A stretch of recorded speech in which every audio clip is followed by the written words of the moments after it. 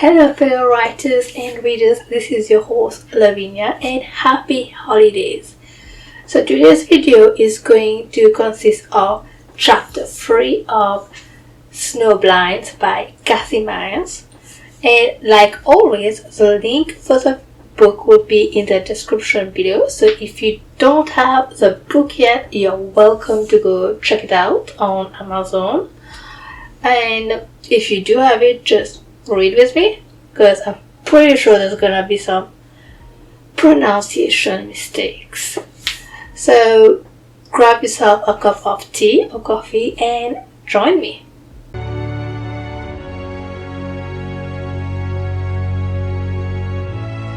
Hi and welcome back. I'm so excited to continue chapter 3 with you. I have no idea what's going to happen, but as a quick recap, on chapter 2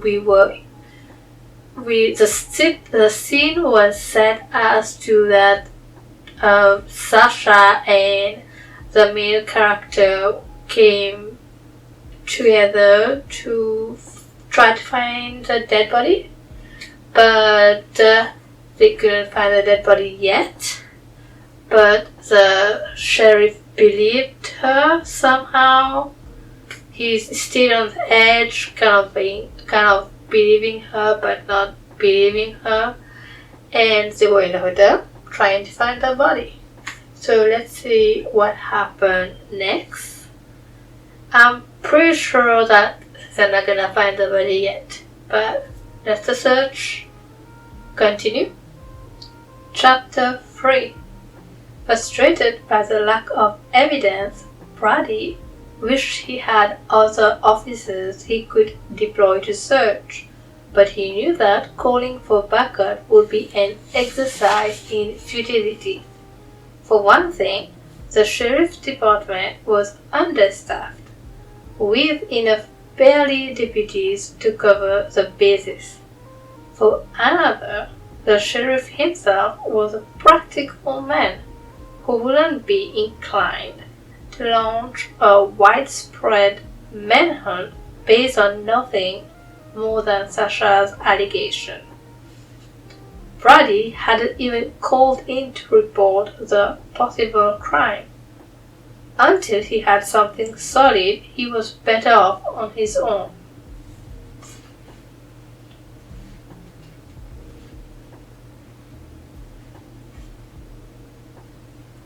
But there was no way he could search this whole complex. The hotel was huge, practically a city unto itself. There were restaurants and coffee shops, a ballroom, boutiques, a swimming pool, and meeting areas for conferences, not to mention the stairwells, the laundry, and the kitchens. A lot of places to hide a body. Sasha tugged onto his arm. "I need to talk to you alone." He guided her away from Chandler. "Give us a minute." In a low voice, she said, "There's really no point in going to the 9th floor. The man I saw wasn't Mr. Reinhard. He was taller and his hair was darker." "How do you know Reinhard?" "From the same meeting where I met your uncle." She shook her head and her blonde hair bounced across her forehead. "There are 4 investors in Arcadia. Uncle Judy, Mr. Reinhard, Cathy Cook, the ice skater from, and Sam Marino, the self-help expert."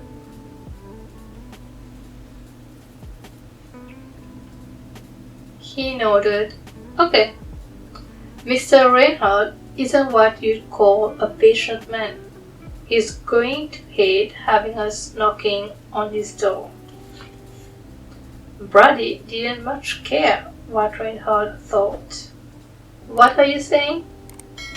It might be smart for me to step aside. I don't want to get fired. He tapped down, a surge of disappointment at the thought of her backing out. During the very brief time he'd known Sasha, he'd come to admire her gutsiness. Many people who witness a crime turn away. They didn't want to get involved. Have you changed your mind about what you saw? No, she said quickly. Then I want you to come to room 917. Meet this woman and make sure she isn't the person you saw being attacked. And if I don't? I think you know the answer. Without my eyewitness account, the investigation is over.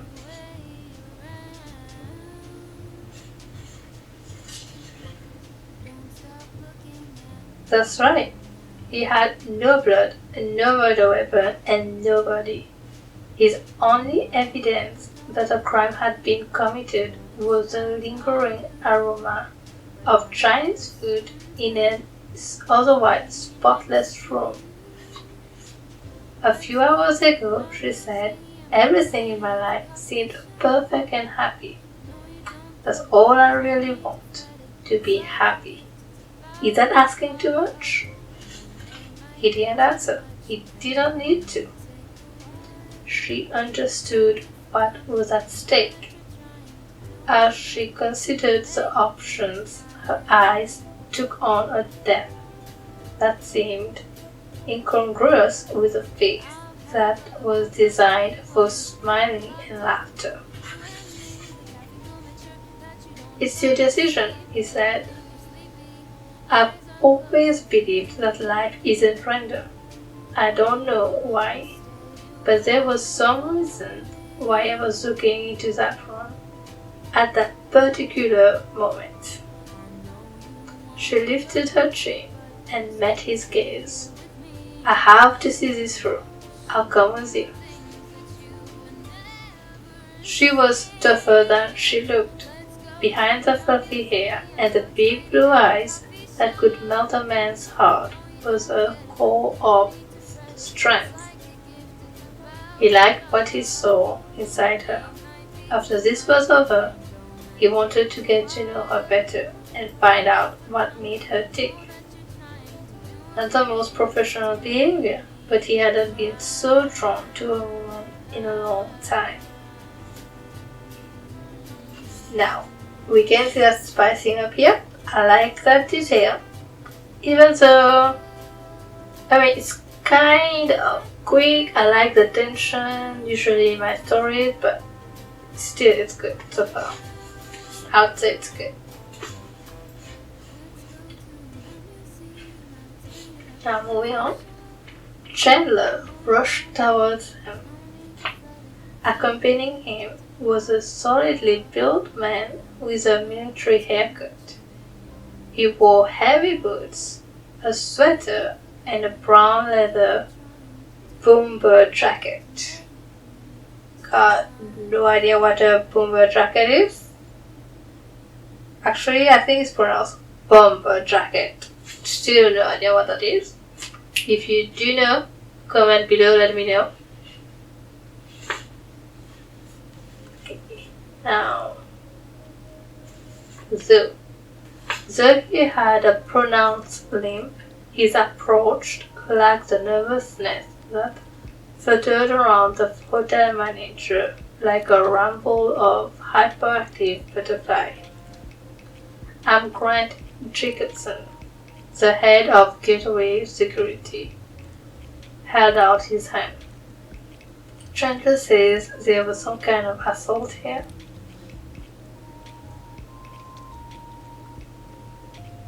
When Brady shook Jacobson's hand, he felt strength and steadiness.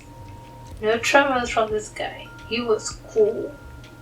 His steel gray eyes reflected the confidence of a trained professional with a take-charge attitude. Brady did not want to butt heads with Grant Jacobson. Glad to meet you, Brady said. I have some questions. Sure. What can you tell me about your surveillance system? It's going to be state of the art. Unfortunately, the only area that's currently operational is the front entrance. A muscle in his jaw twitched. By Friday, everything would be up and running with cameras in the hallways, the meeting room, and every exit. If the hotel security had been in place, they'd have had a visual record of anyone who might have entered or exited room 621. Was there a security guard on duty tonight? There should be two. Jacobson swiveled his head to glare at the hotel manager.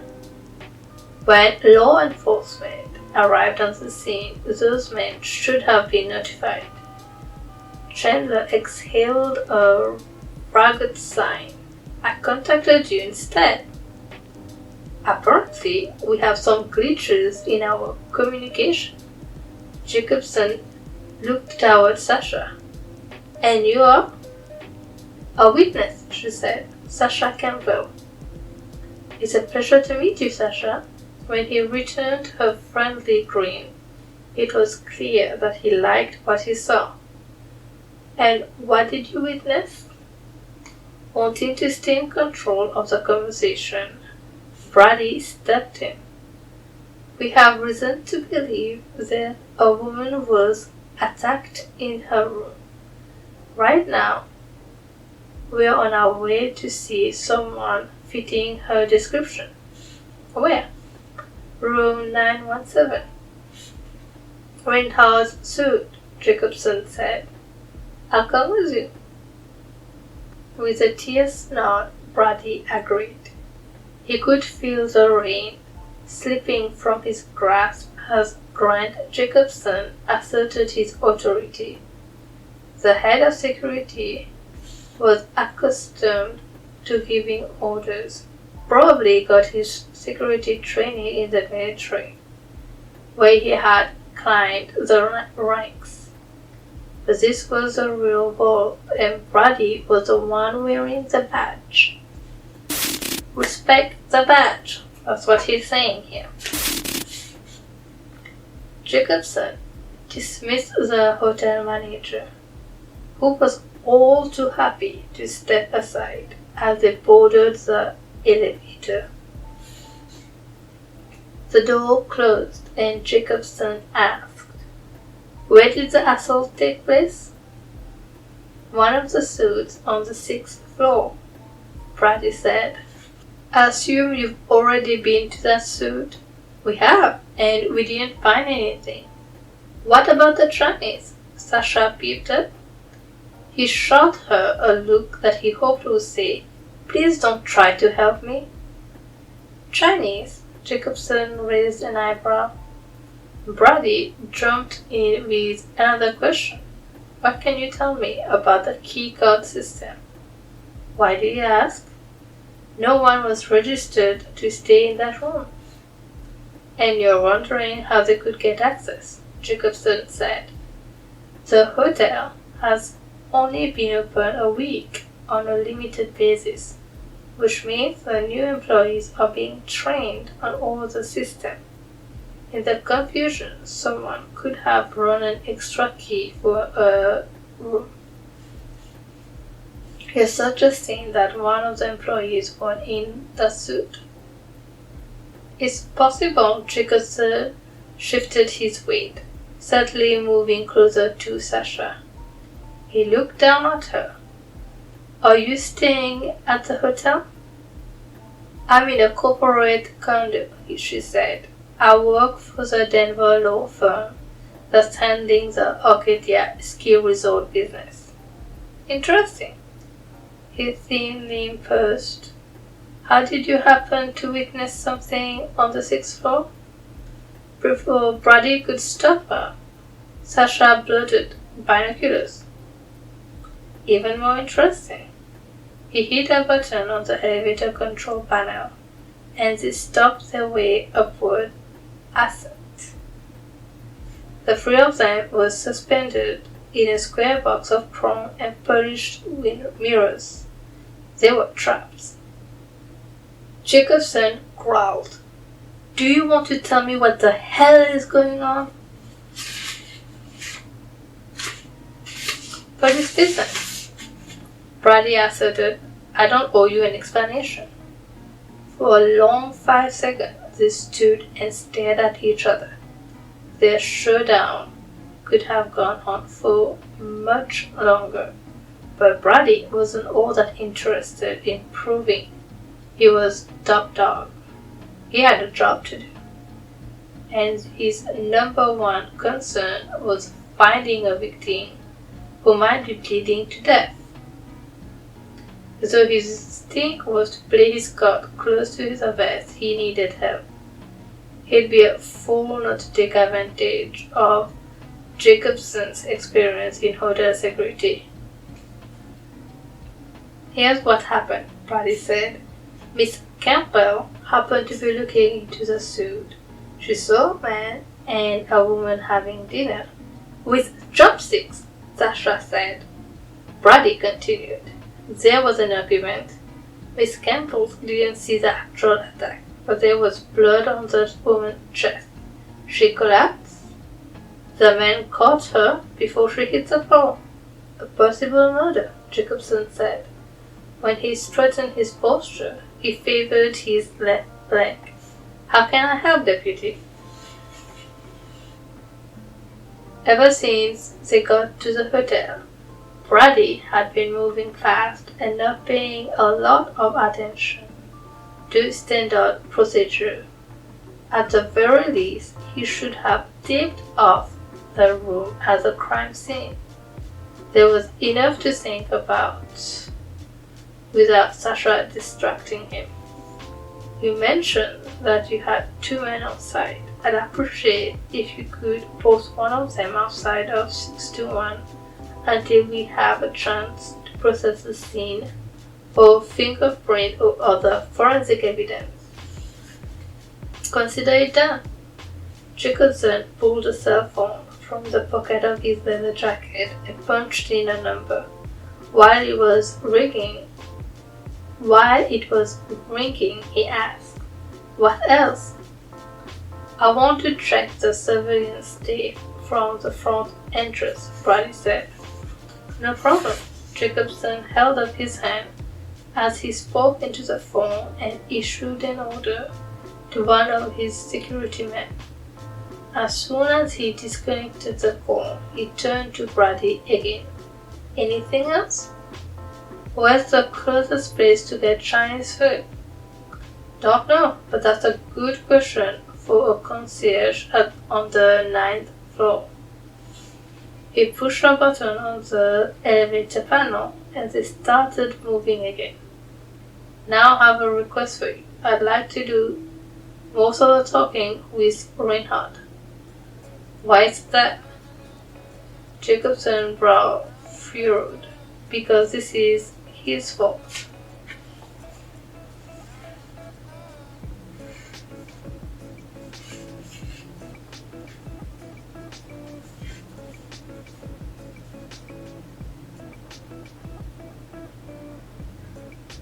When the elevator door opened, an attractive woman with her white blonde hair slicked back in a tight bun stood waiting.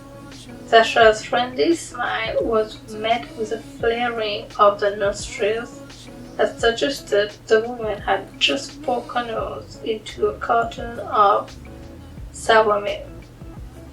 Carton of sour milk. "This is Anita," Jacobson said as he guided them off the elevator.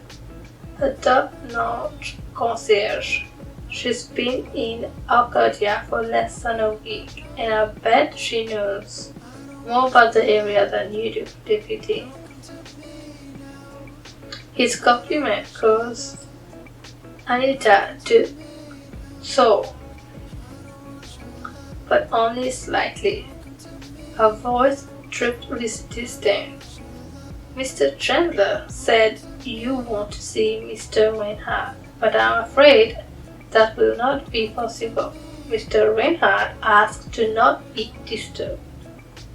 You're the best, Jacobson said. Always protecting the guest.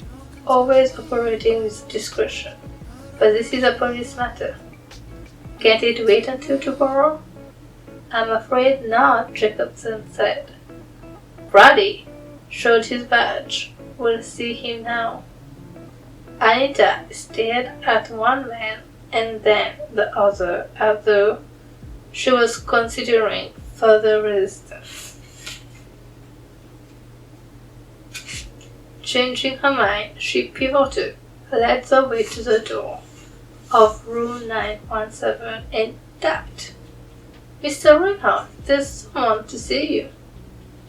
She tapped again and the door flung open. Sasha found herself staring directly at the red-faced Lloyd Reinhard. She assumed his cherry complexion was a result of sunburn from skiing without enough sunscreen.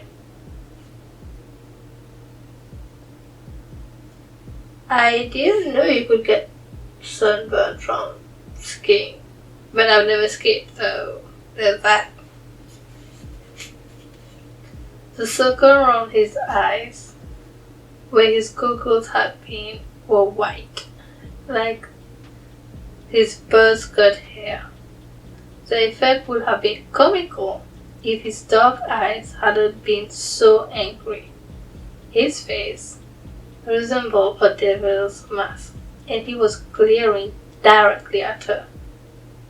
Through his clenched jaw, Reinhard's rasped, "What?" Sasha gasped. She had no ready response. Jacobson stepped in front of her.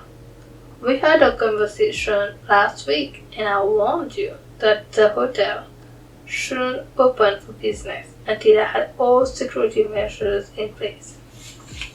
I remember you wanted a ridiculous amount of money to keep the computer and electronic guys working around the clock on the surveillance cameras.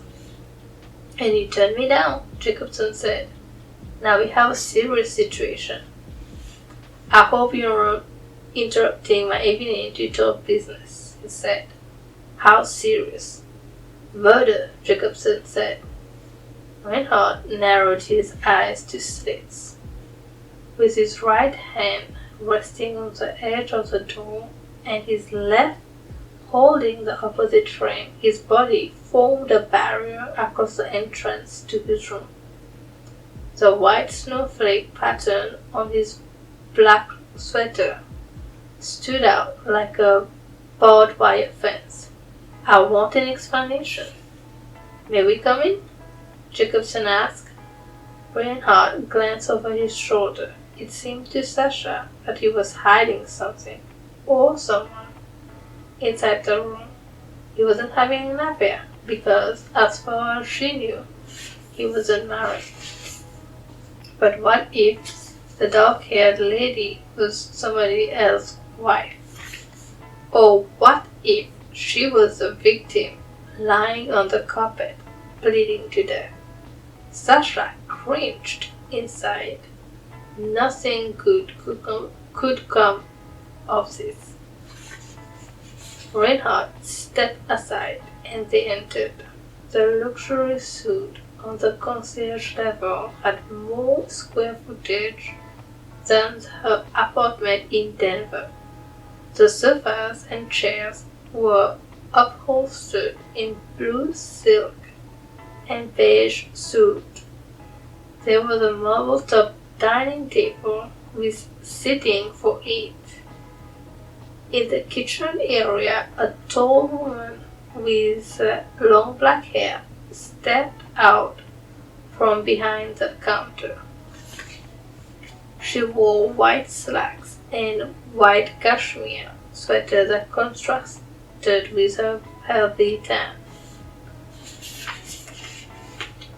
Though she wasn't the woman Sasha had seen through the binoculars, this lady could have been a more athletic sister to the other. She introduced herself as Andrea That. Sasha glanced at Brady and whispered, "It's not her."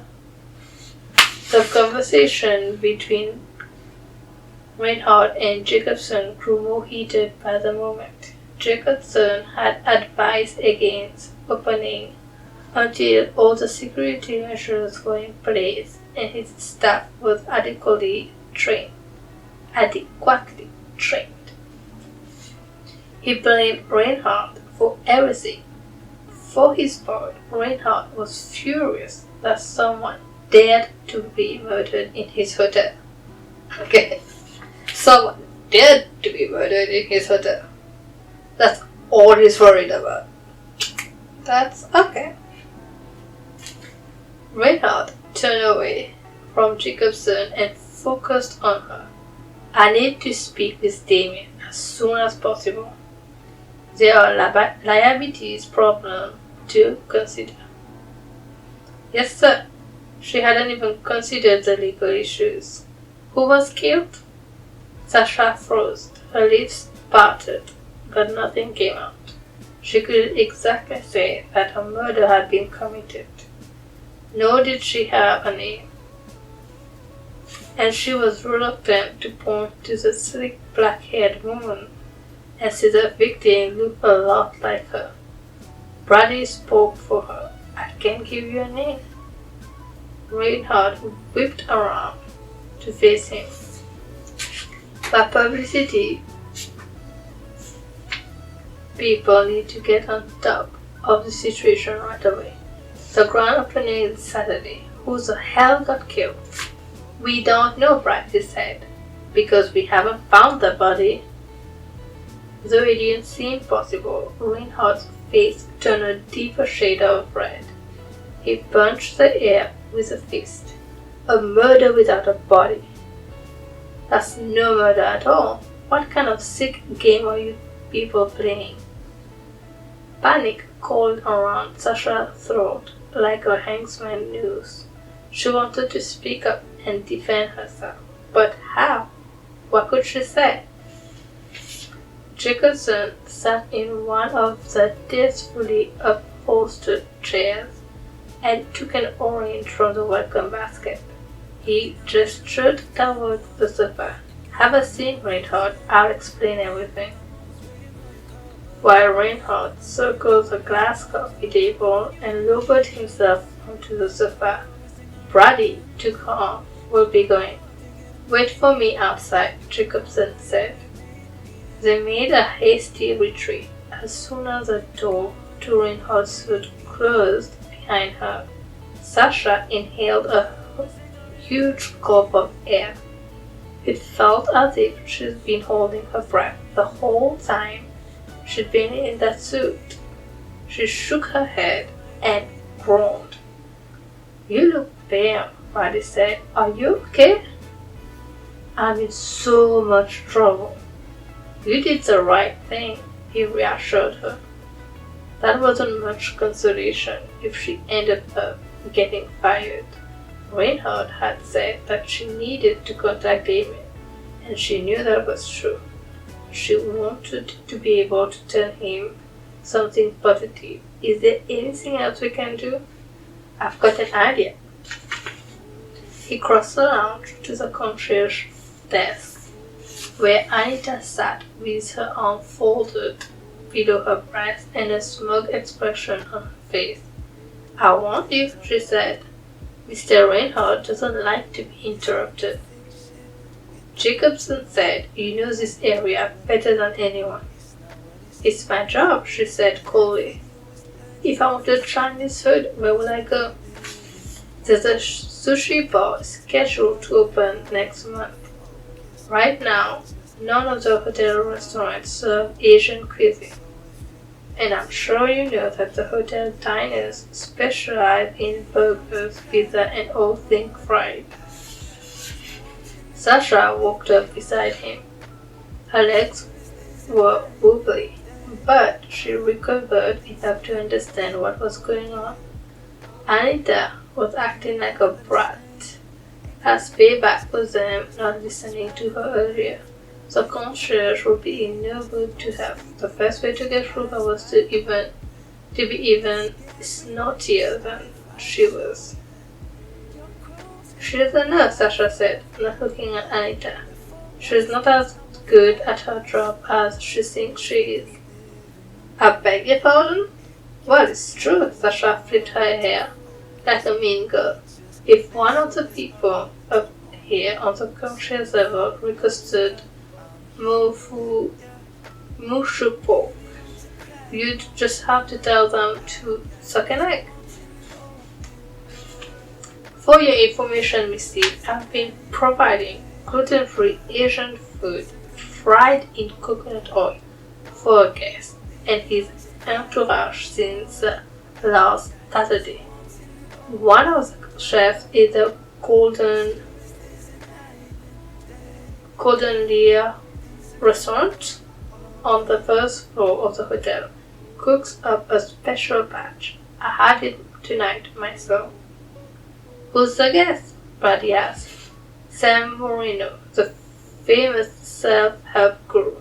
He has a special diet." Sasha should have guessed. One of the main investors of the Arcadia Resort, Mr. Marino, was always requesting special food and drink. He's picky, alright. Anita leaned across the desk and whispered, "And he's staying right down the hall." "Of course he was," Sasha groaned. She just couldn't catch a break. And that's it for chapter 4. If you've liked it, please don't forget to click the like button, subscribe, and turn on that bell notification to be informed when I have the next video online. And until next time, big kisses.